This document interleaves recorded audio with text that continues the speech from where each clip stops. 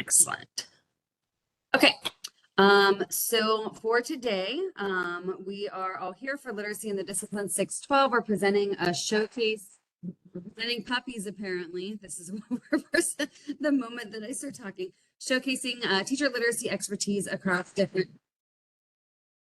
disciplines.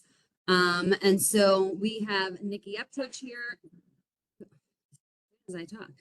Nikki Upchurch has been a middle grade teacher for 26 years. She taught reading, social studies, and science for 22 years in Wilson, North Carolina. For the past 6 years, she's been teaching 7th grade science, with 4 of those years at Neuse River Middle in Nightdale. She believes that helping students think critically and providing scaffolds to read and write will increase their ability to communicate within and beyond the discipline. We also have Michelle Simpson will be joining, is an 8th grade science teacher at East McDowell Middle School in McDowell County, who incorporates STEM into her classroom. Her instruction includes a microbe card project, a stream ecology field investigation, earth history simulations, and a post-hurricane parachute engineering challenge. She's currently completing her master's degree through Western Carolina in middle grade STEM. And we also have Haleigh Jo Baker, who is a high school math teacher at Cumberland International Early College High School. Ms. Baker teaches Math 1 and Math 3, where she strives to foster a love for learning and support student success through data-driven instruction and small group teaching. During the webinar, she will share her innovative ways of improving students' ability to use, understand, and analyze literacy in the math classrooms.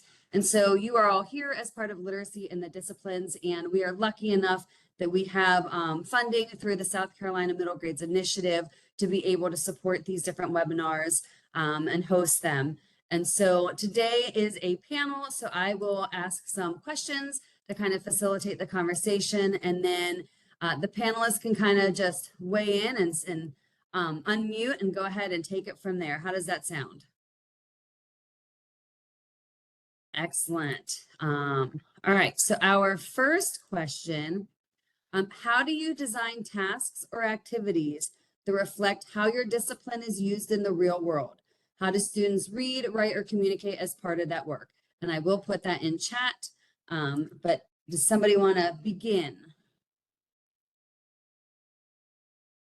I can begin. We're getting ready. We just got out. So in July, we start with force and motion. And one of the things that we teach is speed, distance, time, and the calculations, which also connects with the 7th grade math. So how we make it relevant is I make them write down start times when they get on the bus, where they stop, then start times when they get in the car, they ride with their parents, and we bring it in. And when we bring it in, we use all those to calculate. We also use My Trip, and I use my Google Maps, and I print off my times and my travel times. And then we put exactly how many gallons I have in my car. And we calculate how much mile per gallon my car gets every time we drive. And that's math literacy more than reading literacy. But then we take it and we graph it, and they have to write a CER, which is claim, evidence, and reasoning. And they have to write whether the claim is like, is my car fuel efficient? And they'll say yes. And then they go and they look on websites and they find other cars that are supposed to be newer models that are more fuel efficient. And they use evidence and they compare my car to the cars that are being sold now. Does that make sense? It does. Haleigh, do you want to? So I did put in chat for all of our panelists that people can respond and engage in chat. So if you want to keep an eye on that. Otherwise, if one of our panelists has shared and there isn't kind of a quick follow-up question, another panelist can jump right in.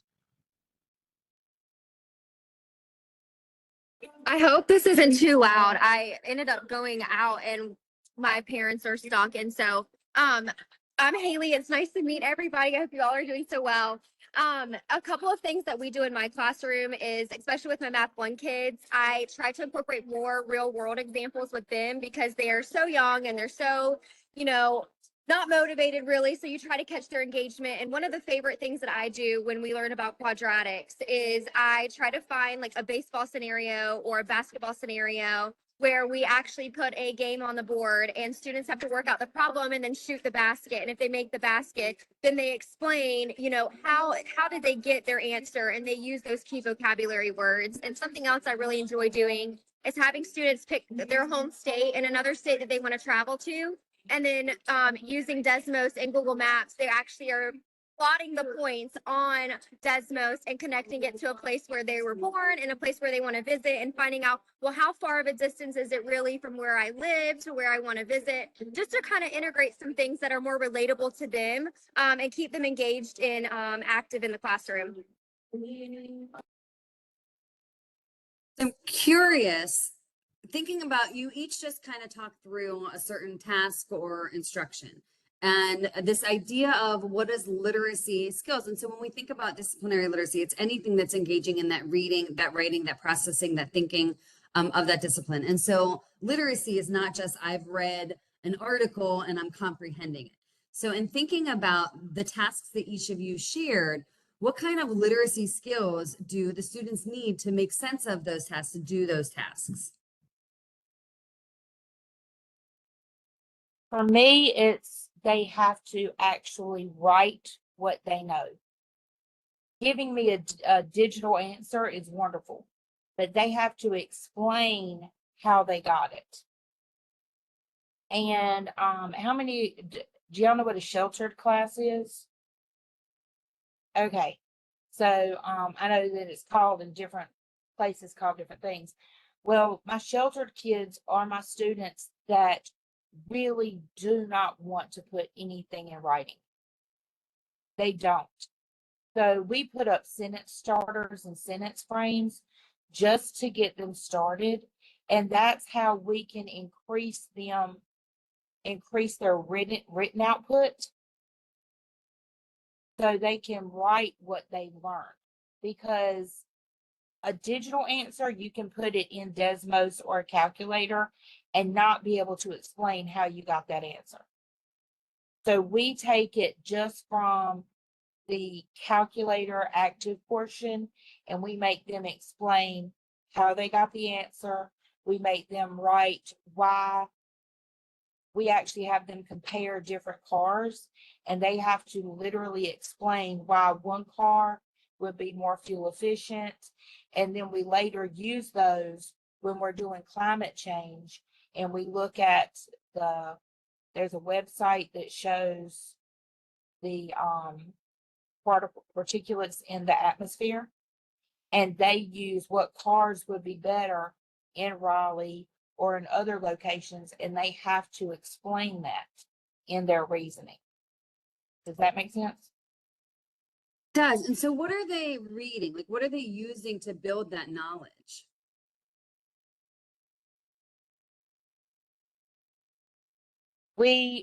Well, first of all, as a former reading teacher, I model everything. So I model how to do the written expression on the board. I write it out first. Like we do one together where I say, okay, so this car's speed is this is its gas mileage, and I write out what they do. And then we go and we look at Haleigh Blue Book, is that it? The Haleigh Blue Book. And we look at the ratings they have for fuel efficiency and the green. And there's actually one that's got the green leaves that tells you which ones are better for the environment. And we compare their parents' cars, my car, and things like that. And I take one and then use it with another car, and I write out the example.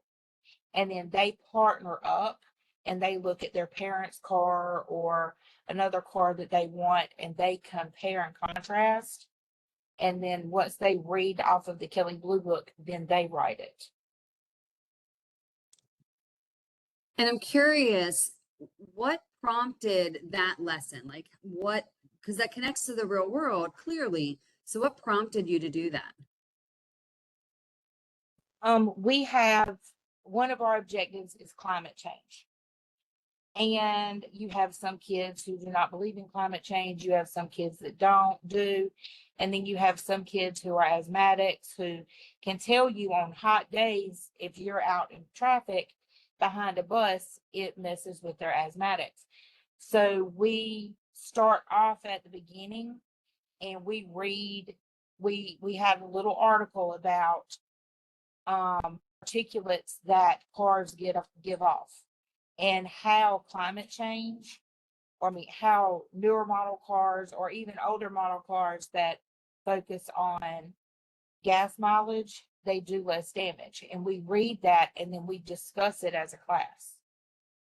And as we're discussing it, then we teach them reference points, we teach them speed, distance, time. And my car is actually an older car. My car is like 18 years old, but it gets 30 miles per gallon.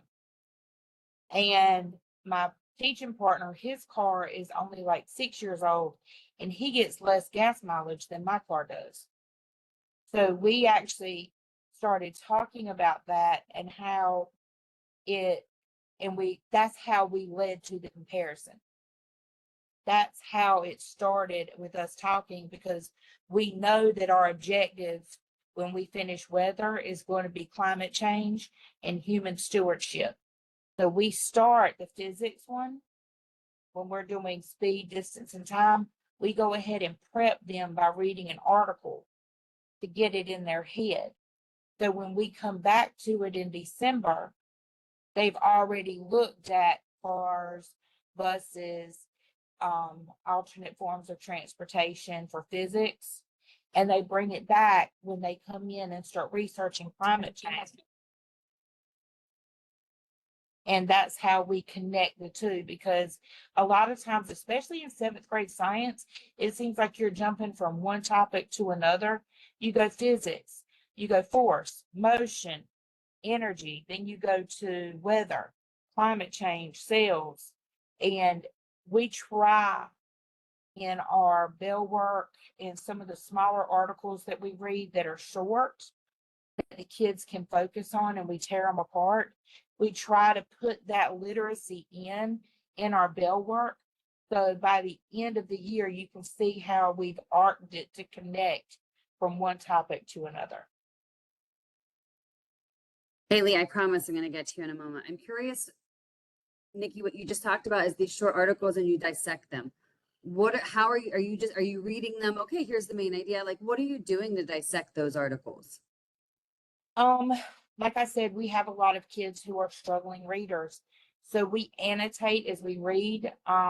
Before we had Promethean boards, we just wrote all over the TV. And we would circle terms that we didn't know.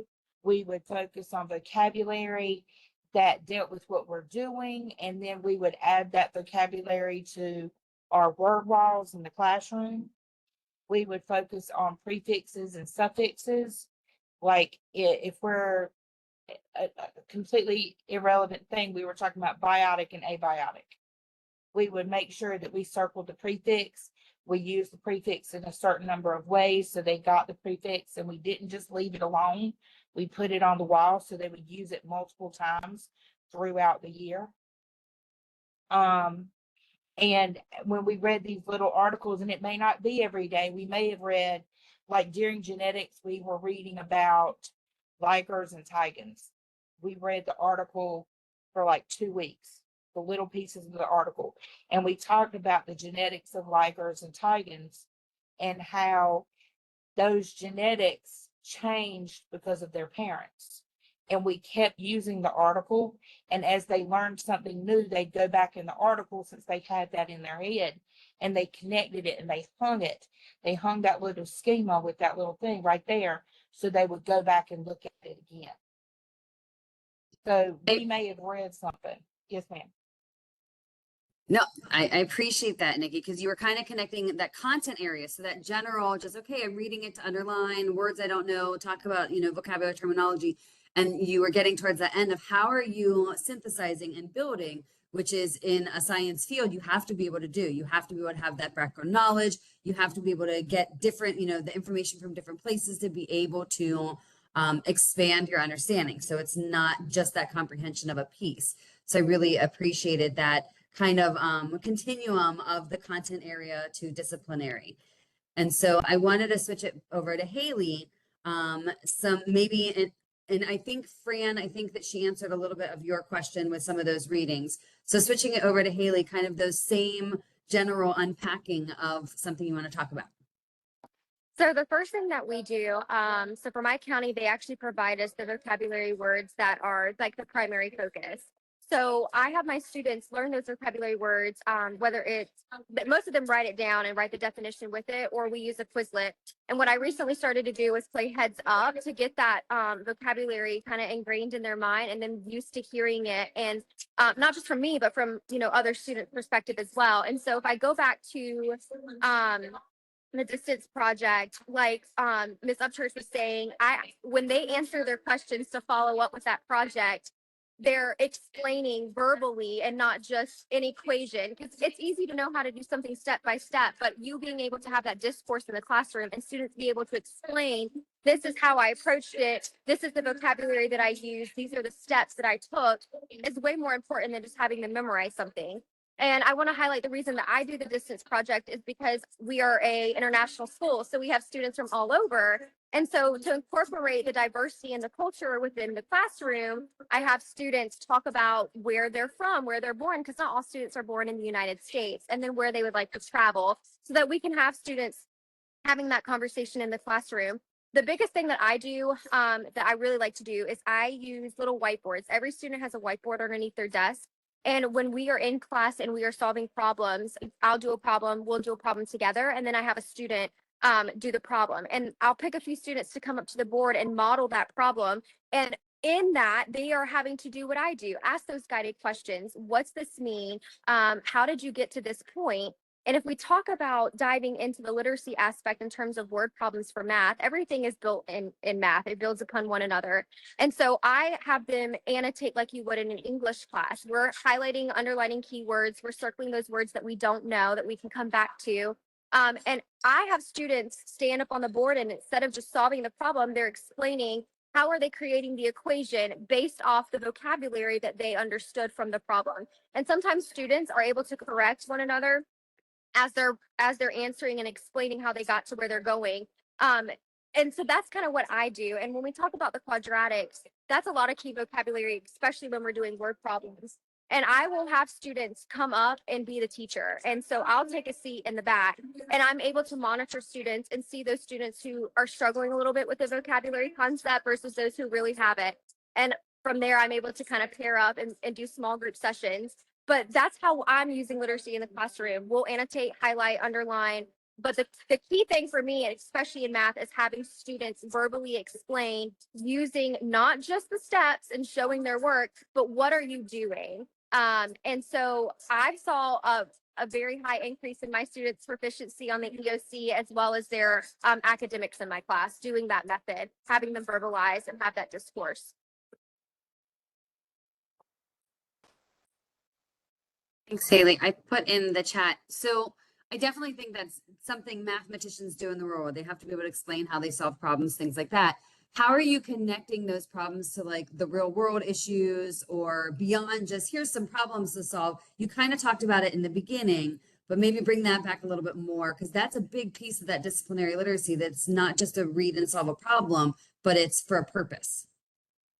Sure. So another activity that I do, I have some spare change in my desk all the time. And so when we're talking about problems that actually relate to what we're doing, I switch some of the words around to make it something that would be more realistic for them. Like if they were to go grocery shopping, right? And I need to buy oranges and apples, but I only have this much to spend. Well, how much of each can I actually buy? And so I'll take some change out and have students actually figure out the problem while looking at the word problem that they have at hand.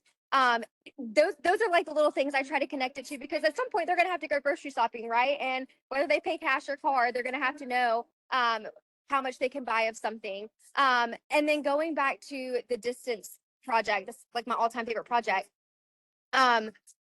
That's really my favorite project, most favorite project, because that's the one that really relates to them and is something that they could use outside of the classroom if they're planning a trip to go visit their family back home, maybe that lives in Japan.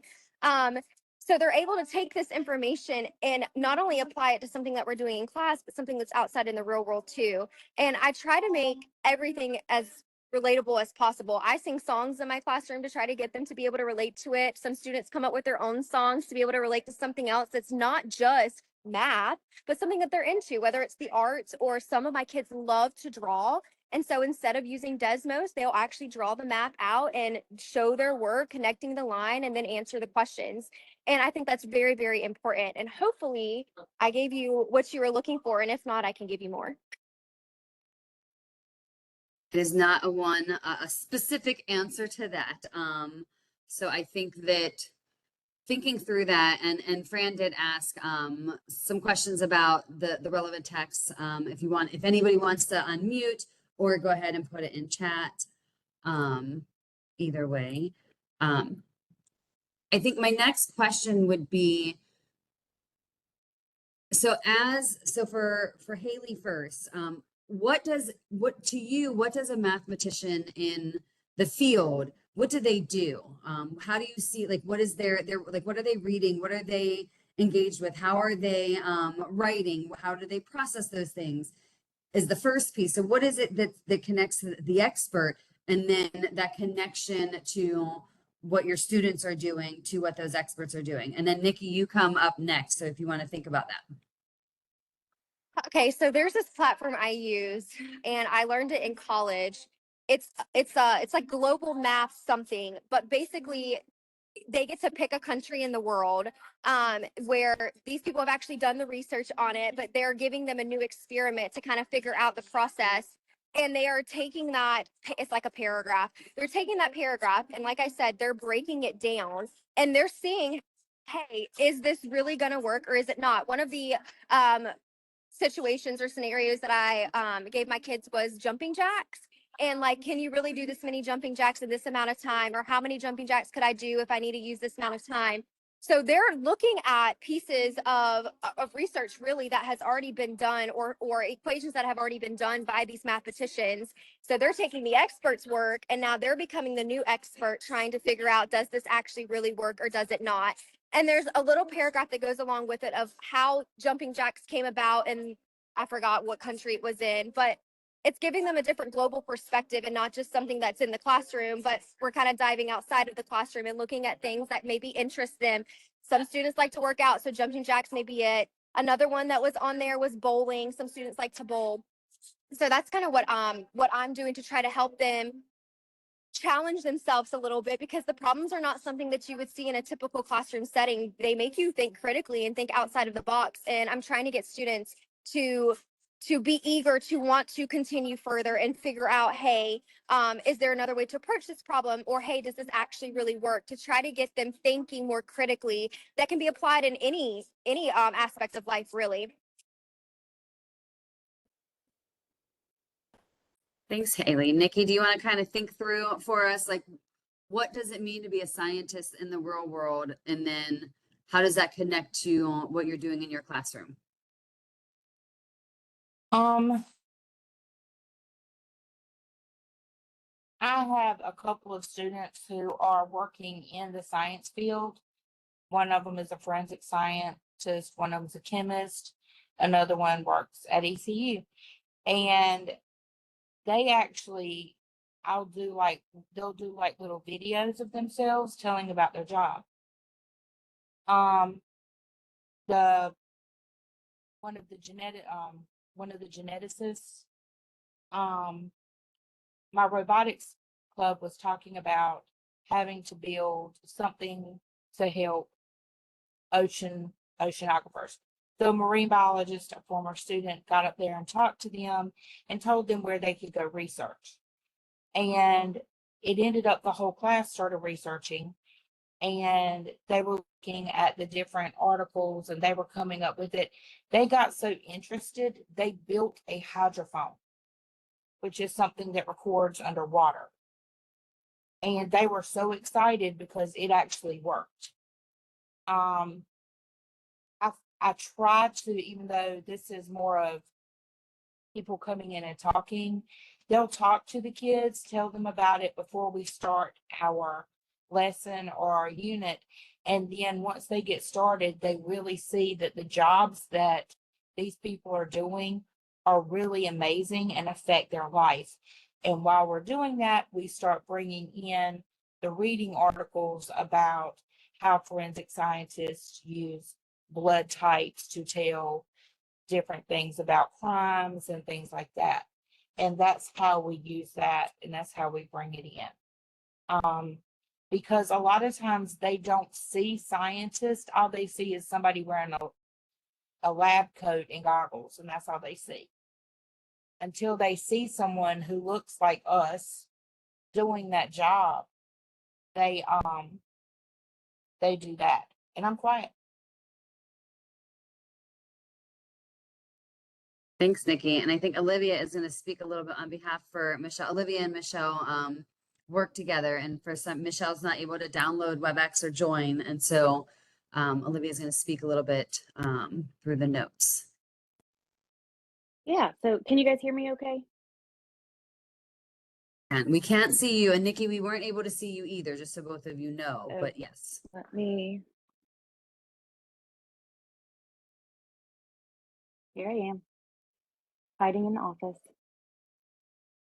Okay, so one of the things that Michelle talked about taking on or how students take on the role of a scientist in her room, they engage in authentic inquiry, data analysis, and evidence-based communication. So for example, during her unit, environmental science unit on stream health, students designed investigations, collected and analyzed real data, and drew conclusions just like environmental scientists would in the field. And I think that that was something she did before and after Hurricane Helene, which were in Western North Carolina. So that was obviously that was super big here. It affected our community as well as all the communities around us. And so she somehow was able, I don't know if they had started it beforehand and then we were out of school for a little bit and then did some more after, but I remember seeing that in her room. So they collected data on all that and then talked about it and used it. And yeah, so she says they also have scientific texts that they read and lab protocols that they read, real world case studies to build background knowledge, and then they write their own lab reports and research summaries. And she also has in her notes about the CER arguments like Nikki was saying earlier. And she requires them to communicate their findings with each other and support their what they're saying with data that they've collected. They use disciplinary vocabulary to practice speaking like scientists and presenting their hypotheses, defending their conclusions, and critiquing the methods and finding of their peers. And I think that's about it for this question. Thanks, Olivia. I want to turn it over to our people attending. Does anybody have a question that they want to unmute and ask for some further unpacking or thoughts or connections? We do have at least one, I believe, identified science/math here. So I'm going to turn it over to all of you. So I like when I see math and science connected, and because you can raise both to a higher level. There's one thing that I like to do at Halloween, and I've done it with freshman college students. News ELA has an article about how much money people spend on Halloween, and huge inferences can be drawn from it, but you can also take that and shape the data into any kind of graphs or to interpret it in different ways according to what you want the point to be. And so of course, we're using the content area literacy strategies to unpack the article, but then they have to take it to the next level to draw conclusions and what that says about our world today and its priority of Halloween as a monetary investment. But in some ways, I'm not real sure, Rachel, I'm talking to you, how to make deeper and take it further into the disciplinary literacy level. Can you maybe help me expand that lesson? Because the article is great. I mean, what you come up with is that 97% of people buy Halloween candy, but only 80% give it out. So the question becomes, what happens to the rest of that candy? Everybody's eating it, right? And so, but how can I raise the level of that to make it deeper into disciplinary literacy? I'm going to turn this around to the panelists because science and math go together, as well as the people attending, because a lot of you here are science and math people. So what is a way that maybe if you're middle school or you're high school, how would you take this a step further? And I see Wanda's hand raised. I'm not a panelist, but my mind goes to, in science, a CER could definitely come out of that. They can make a claim about a specific type of candy. They could do some basic testing of mass density.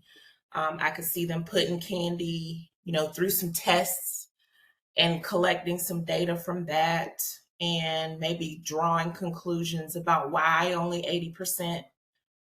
Maybe the candy they're giving has too many calories, or I don't know.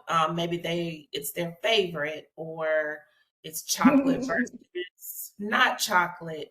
So you could, as a science teacher, really turn that into a claim evidence reasoning and do some tests on candy. I've done a lab where kids have to come up with the percent composition in bubble gum, and that's a chemistry lab. They have to figure out, these different bubble gums, which one has the most sugar in it, and then come up with an empirical formula. So I could see science going from middle school all the way to chemistry on that Halloween task.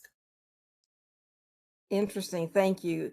Because I think Halloween is relevant, and at least countrywide, nationwide, it's celebrated in some ways. And so I like the lesson of it, but I didn't know how to make it go bigger. So thank you. Does anybody else want to chime in?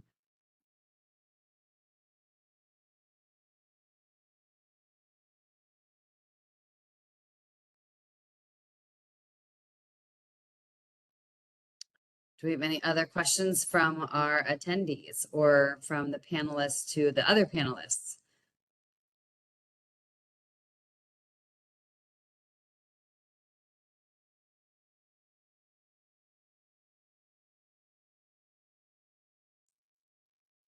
So I guess the next question that I would have, I mean, we've talked about engaging in this content. And so how do we take that into, and I think Haleigh, you talked about this, well, you both did it in different ways, moving beyond that there's a right answer. I mean, in science, every experiment we do isn't going to be perfect or right the first time. We're constantly learning and discovering. Math more so has a right or wrong answer, but different ways to get there. So you both kind of talked about that. And so how are we helping our students move away from just getting the right answer to being able to not only explain, but argue their reasoning based on evidence? So if you can talk through that a bit. Sure. So in a math class, and I don't know why my video went off, but it will not come back. So I apologize. Oh, wait, there we go. There you go. So, my students know that they feel comfortable not having the right answer. And the biggest thing that I do in my classroom that works is students encourage one another. And so when we have a student go up to the board and their thought process is correct, but maybe they've done a few things wrong, or the vocabulary that they were using wasn't quite right, students are there to support them and say, hey, did you think about this? Maybe this is where you went wrong. And again, that's just promoting the discourse and the literacy, because in math you have to understand the vocabulary. And so again, I'm always trying to find creative ways to keep students engaged, and we create songs, and we have some songs for our vocabulary and some songs from our formulas. But I think it's fostering that environment is where it starts, that kids are comfortable to take risks, and being able to push them forward is when you may have a kid that's struggling come up to the board and they're explaining, and their explanation is almost perfect, and you have one of those stronger kids that just is kind of like, hey, did you think about this, or did you go back and look at this? I think you did something wrong here. And it's all about that classroom and environment and being able to take risks. And always there as a helping hand, but I want students to be independent of their learning and take on risk and not be afraid to ask questions. And so I think that's the biggest thing is if when you have students speak in your classroom, that's when you're really learning, are they learning? And where you can figure out where you need to go back and reteach. And your students are going to help you do that too. Those high flyers in your classroom are going to want to, at least my kids do, want to actively take on the role of helping a peer out, which is not only pushing the one that's struggling forward, right, with their reasoning and their ability to explain what they're actually doing, but also that student that's a high flyer is now taking on the role of being able to articulate and communicate exactly what they know and how they learned it. And that learning process is a growing process for not only the high flyer, but also that student that's struggling. I hope that answered your question. I wanted to add on to that about like creating a classroom culture that lets students take risks, because Michelle has that in her notes too, that she really wants to create a classroom culture that like where they can talk freely and take those risks. And she talks about creating a classroom culture that values um, like backing things up with evidence and data, specifically in science, over just memorizing things. So that was something that she had in her notes. And I think, who's talking? I'm sorry. Yeah, I I'll was be actually going to ask you something, Haleigh. sure. Do y'all do the vertical, I don't know what it's called, where you hang the dry erase paper all around your room, and you give the kids the problems, and there's something wrong with the problems, and they have to figure out what's wrong with the problems? Yeah, so Draw. I have done that. Yes, a couple of times.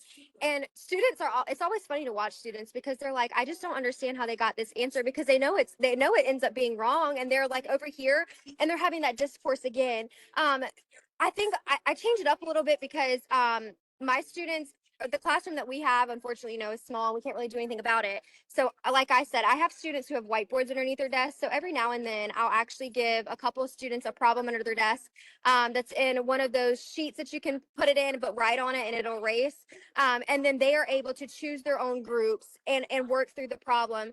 And some of the problems are geared more towards my high thinkers than the ones that are struggling a little bit versus, the other groups that have a little bit of a low thinking question.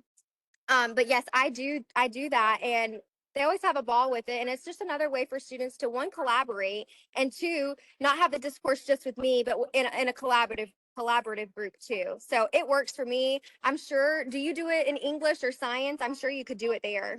I do it in science, but the first week of school, I always do a forensics one where all the clues are spread around the room, and I deliberately get mine wrong. And the kids who can prove why I got it wrong, and I always act like, no, I didn't get this wrong. Read this, read that, and it's all written expression, reading and everything. And they all collab together to prove that I'm wrong. And it's the best, they get the best time doing that. And I'm like, okay, well then prove it to me. Yes. And they get together, work it, and then they're showing me why I'm wrong.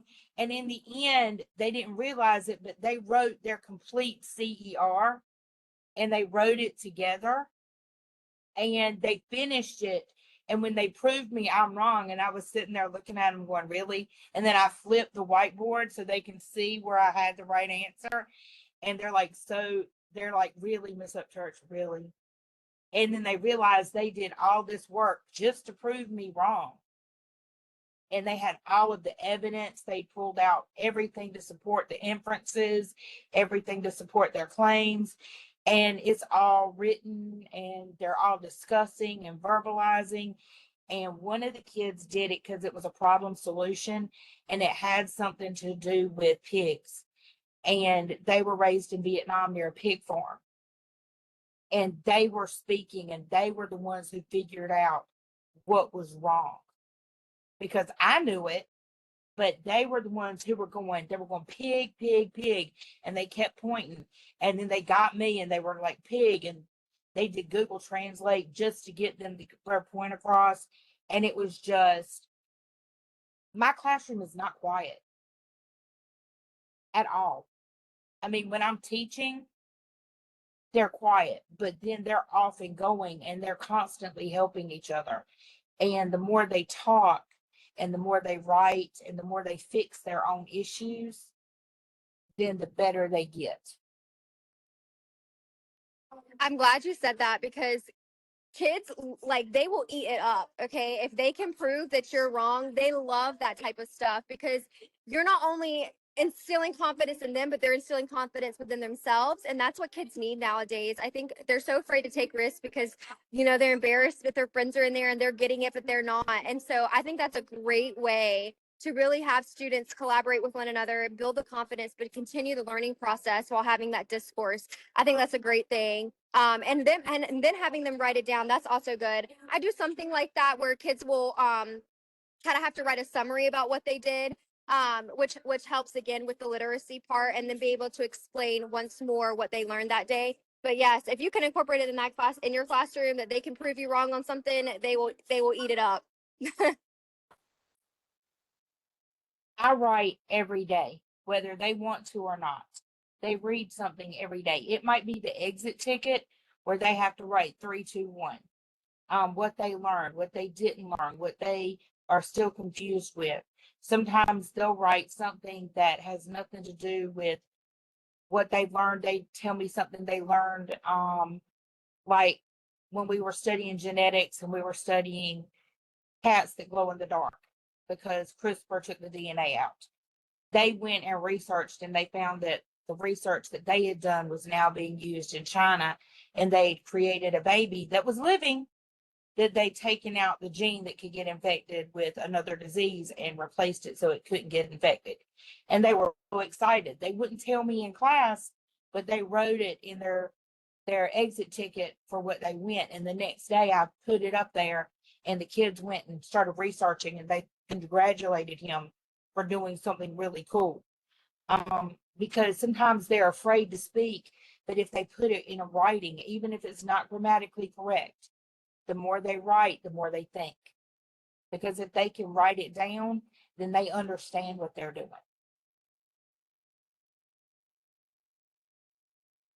So Wanda asked about that, creating that type of classroom culture. And I just want to say, as you all are talking more, you're getting, I can sense and feel that more comfort of sharing these pieces of your classroom, and, really connecting even more to that problem solving in that real world, the disciplinary literacy piece. So I'm loving this. And so Wanda asked about, how do you create that classroom culture? So some of it was that safety that was just mentioned and sense of belonging, but just thinking about that question in isolation, how would you respond? Okay, so the biggest thing that I learned my first year of teaching, because I just finished my second year, is that when you start the year, you need to establish those boundaries first. And once those boundaries are established, your students will learn to respect those. And we like I said, we sing songs. Like, you have to build that rapport with students, where when they come in, they're hey, Miss Baker, how's your day going? We are so excited for your class. And that starts with one, setting those boundaries so that they know that there's that professional relationship between your students and yourself. But then being able to let loose in the classroom and have some fun. Like, we are there to learn, but students also need those little mental breaks. It's a lot for high schoolers, especially at an early college where they're high schoolers and they're taking college classes. And so being able to let loose and knowing your students get to know you a little bit on a personal level that, is responsible and professional. That's really what matters. You have to be able to relate to your kids, but they also have to understand that there's a boundary, and they have to respect those classroom procedures, rules, and routines that you've established from day one. but make it fun. Try new things. I think sometimes we get settled in our ways and we're so comfortable and we're like, oh, this is working, that we are sometimes, or at least me, sometimes afraid to step out of that to try new things. With my Math 3 kids, I stepped out of my comfort zone. I was like, oh Lord, I hope they can handle it. And we did a hands-on activity modeling clay with 3D cross sections and 3D shapes and finding the volume of the clay. And you just have to think outside of the box to keep them, one, engaged, productive, and continuing to use the literacy and explaining what they're doing. Like I said, I started out as an English social studies teacher. I came late into the science game. And when I first started teaching science, I did the mistake of teaching facts and figures, and I realized I was losing them. They were not paying attention to anything I said. So I went and I started finding, it's free to anybody. It's SERP Institute, and they have readers theater. They have math things that connect to science experiments, and I started using those, and I set down the rules pretty heavily when I first started teaching. No, Mushu, stop. And we once I set down the rules and we started doing more interactive things, the better they behaved. They actually behaved better the more interactive it got. If they were just sitting there taking notes, there may have been, there were more discipline problems, and you'll really find out, like it. And I set out at the beginning, it doesn't matter if you're wrong. All that matters is that you're learning. We can fix if you're wrong. I can't fix if you don't try.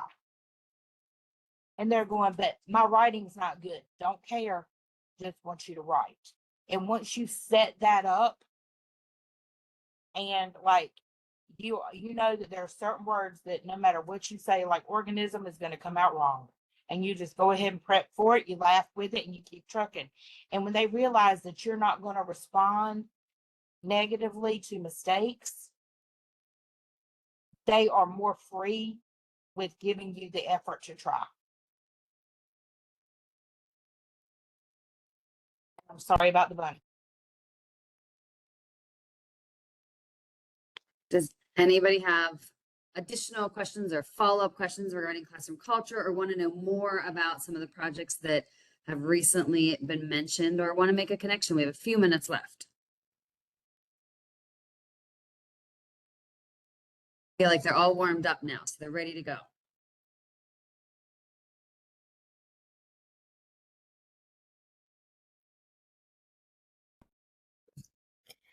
Haleigh, I did email you and ask you for those math projects. Always willing. Sure. But I also to connect with the whiteboards. Have y'all done building thinking classrooms with the whiteboards? No, typically what I do, it's just an easy way for me to assess whether students are really getting it or not, is I will put problems up on the board and students have to work it out on their whiteboards, and then they share their answers and students come to the board and share how they got their answer. I haven't personally implemented the building thinking classroom, but I would love more information on that. If you emailed me, you can email me some of your tips and tricks if you have any. Sure, I can do that. Thank you. You're welcome. So as a final question, based on what we learned and what we heard today, now, again, thinking about the term literacy being connected to that field. So how they read, how they write, how they engage, they process, they think. So it's not just comprehension or that, I can summarize, or those are all really important, especially for our striving readers and writers. But taking it beyond to that disciplinary literacy, if everybody would be comfortable to unmute and share one literacy practice that you heard today. Should have told you all you should take notes.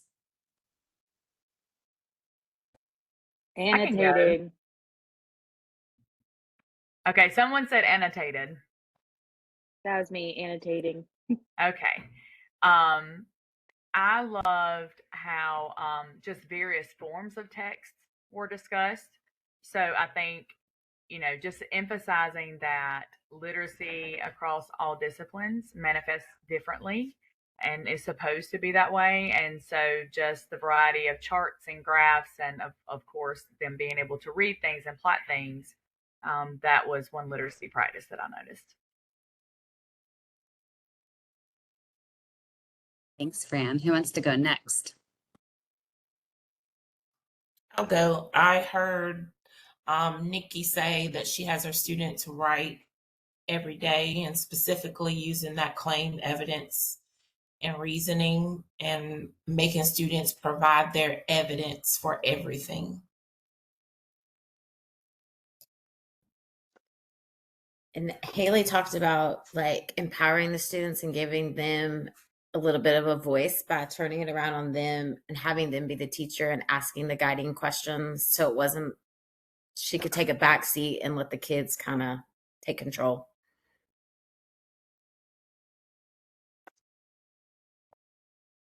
Charlene talked about using Newsela and getting the article to make that work. And I know I shouldn't say this, use Chat GPT. They'll give you new things that you can use to pull out questions and even connections in the article. I just want to follow up. It's not, you shouldn't say this, ChatGPT. Literally, the reason I'm not in my home is this whole week I went to an AI workshop as a teacher educator to how to support teachers. And there are so many ways. I think that you have to ethically use ChatGPT, and that was part of our conversations. But I use it consistently for creating assignments, creating scenarios. I've seen it. I work in the fall, I teach the disciplinary literacy class. And so I have culinary arts and math and science and PE, all of the, art. And so they use ChatGPT, and I ask them, I'm like, okay, I want you to look at one of your lessons, one of your units, whether it's I'm teaching basketball this week or I'm teaching, whatever it may be. And then they use ChatGPT to ask, like, what are those literacy skills? What are some lessons? How do I engage? But coming up with scenarios, coming up with, in the spring, I teach the reading assessment course, and they couldn't find good articles, or the articles were too long, even with news. I always said Newsela. And so they put those prompts into ChatGPT and they said, okay, I want 4 paragraphs that are on a 5th grade reading level. And it's going to be about this concept, but I want it to be where there's pros and cons, because annotation can be that open annotation, like, okay, here's a question mark if I'm confused with something, or an exclamation point for an aha moment. But as a scientist, you might want to look at the pros and cons of certain experimentation.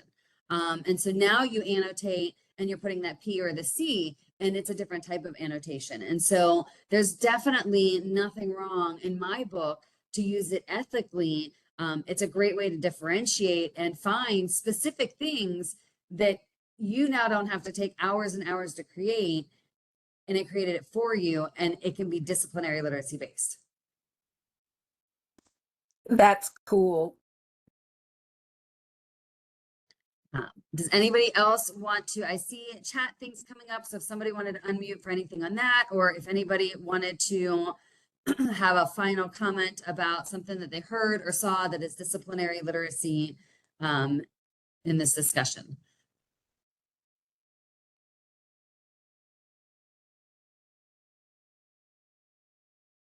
When I said annotating earlier, I was thinking more, did you ask about content literacy earlier, or did I mishear you? We were talking about disciplinary literacy, but as we started the conversation, we were thinking through in the example some of the content area literacy that's going on in the classroom. And then throughout the hour, we got, I think, more and more honed into that disciplinary literacy piece. Okay, maybe I misunderstood that last question when I said that, but I feel like all sorts of fields will annotate as they read, so that is a good strategy across the board anyway. Do I y'all wasn't calling out. have that? Our school has annotation strategies that we use in every class, whether it's reading or art. And we have the poster that goes along with it. Do y'all schools do that? I don't have a poster, but if you have a copy of it, I would love to see it. And we always want to be careful. So that's the content area literacy. So if it's strategies or things that we can do across any classroom, they're definitely helpful. They are supporting comprehension and that general understanding and engagement so it's content area literacy because it can transfer, whether it's summarizing or main idea or things like that. But even that annotation, and Olivia is a former student of mine, so I wasn't picking on her, but the idea of annotating, there's ways to annotate anybody in any discipline. So if you're in math or science or social studies or English, you can teach the students to underline or circle, vocabulary, terminology, whatever it is. That next step to make it disciplinary is that might be the first reading of a close read of something. Because Nikki, I think you talked about coming back and, reading certain things over and over. And so that's that first read because you want them to have that general understanding. But then that disciplinary piece is annotating specific to the discipline. And so I do a lot with social studies. And so if they read something, let's say regarding immigration, they might read that article to find out, are people immigrating because of family, because of hostility in the country, for hardships, for whatever. And so now that annotation is specific to a social studies lens, but they're reading it with a purpose for that social studies. So that's that crossover of annotating for comprehension. And how do I read this as a scientist would to engage with it that way, or a mathematician? So if you're thinking science, then evaluating your sources and determining bias in like a case study or something sciencey, or synthesizing your findings across multiple resources for the same topic, that you can tie in some science that way. You got it. So I see Nikki put in her her email. So if anybody wants to share here, otherwise I'm going to go ahead and stop.